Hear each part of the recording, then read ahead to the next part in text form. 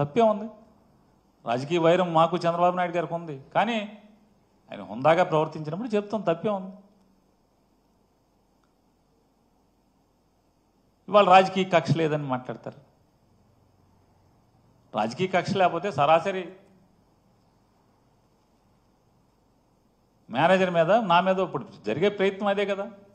రేపో ఎల్లుండో, ఎందుకంటే 2వ తారీఖు స్క్వాష్ ఏదో వేసినట్టున్నారు మేనేజర్ ఇంట్లో వాళ్ళందరూ.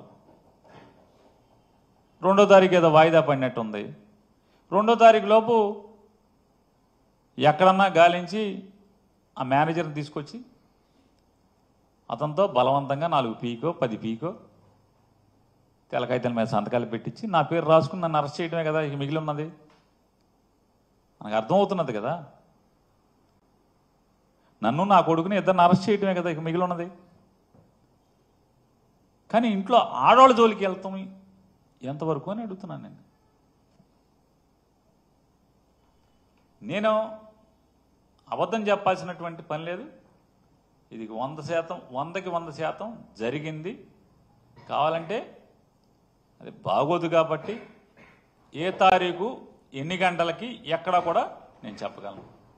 ఈ కాన్వర్సేషన్ జరిగింది. చంద్రబాబు నాయుడు గారు ఆడవాళ్ళని అరెస్ట్ చేయడం అంటే ఇంట్లో ఆడవాళ్ళని అరెస్ట్ చేస్తారేంటి? బుద్ధి లేదా అని తిట్టినా కూడా బెయిల్ రాకుండా విపరీతమైన డిలే ప్రయత్నం చేస్తూనే వచ్చారు.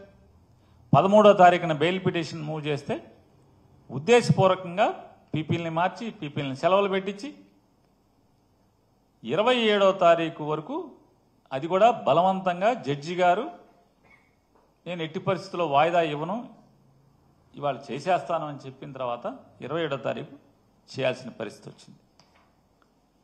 అలాగే 10వ తారీఖున ఎఫ్ఐఆర్ అయితే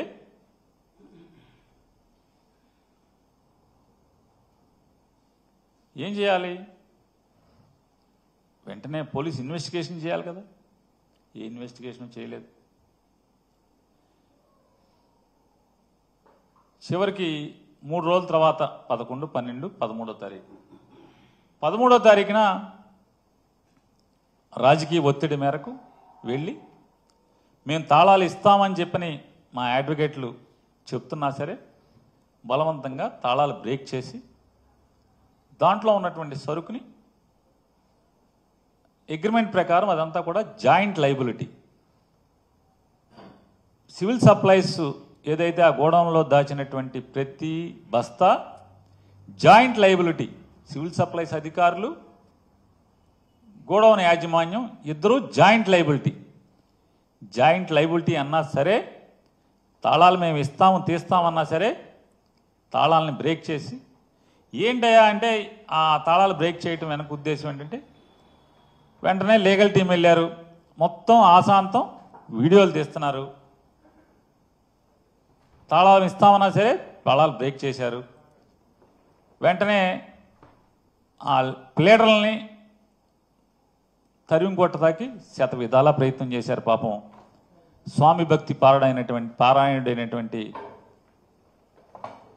ఇన్వెస్టిగేషన్ ఆఫీసర్ గారు, సర్కిల్ ఇన్స్పెక్టర్ గారు ఎంత బెదిరించినా అదిరించినా ప్లేడర్లు మాత్రం మా పని మేము చేస్తాం, నీవు ఇష్టారాజ్యంగా చట్టవిరుద్ధంగా అగ్రిమెంట్కి విరుద్ధంగా మీరు తాళాలు బ్రేక్ చేస్తారు కాబట్టి స్టాక్ మాకు నువ్వు ఇక్కడ ఏం చేస్తావో అని మాకు భయంగా ఉందని చెప్పని నీ దురుద్దేశం, నువ్వు పొలిటికల్ ఒత్తిడి. ఎందుకంటే మాట మాటికి ఫోన్ వస్తుంది, పక్కెళ్ళి మాట్లాడుతున్నాడు, ఫోన్ వస్తుంది పక్కెళ్ళి మాట్లాడుతున్నాడు. అసహనం భరించలేకపోతున్నాడు. భరించలేకపోగా పక్కన ఉన్నటువంటి పోలీస్ కానిస్టేబుల్ ఎస్ఐలతో వీళ్ళు ఉండగానే అసహనంతో తిట్టుకుంటున్నాడు అధికారి, పోలీస్ అధికారి.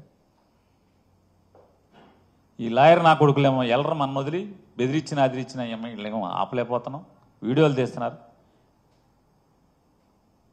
ఆయనేమో ఫోన్ చేసి లోపల ఎట్టగొట్ట గంజాయి మూట పెట్టమని చెప్పి ఆయన చెప్తున్నాడు.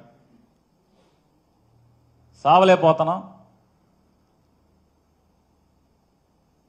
అనేమో అతను అసహనంతో అతను తిట్టుకుంటాడు.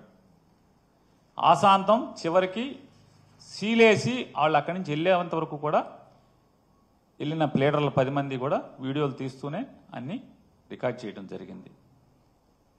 అంటే ఎలా ఉంది రాజకీయ కక్ష అనేది దానికోసం మీకు ఇవన్నీ వివరిస్తున్నాను.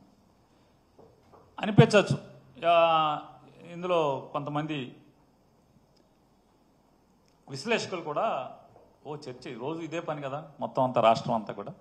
ఆ విశ్లేషకులు కూడా ఏమంటున్నారంటే పేరు నాని ప్రతి సంక్లిష్టమైన దానికి లేదా ప్రతి పార్టీకి ఎదురు దెబ్బ తగిలిన దానికి వచ్చి మాట్లాడతాడు కదా, ఇందులో ఎందుకు మాట్లాడడం అని. ఖచ్చితంగా నేను మాట్లాడదామనే 15వ తారీఖున బందర్లో 15, 16, 17 3 రోజుల నుండి మాట్లాడతాకి మీడియాని ఏర్పాటు చేసుకుని ప్రపంచానికి ఏం జరిగింది, నా తప్పు లేదని చెప్పే ప్రయత్నం చేస్తే నా భార్యకి బెయిల్ ఆర్గ్యూ చేస్తున్నటువంటి కేసు టేకప్ చేసినటువంటి అడ్వకేట్లు నా దగ్గరికి వచ్చి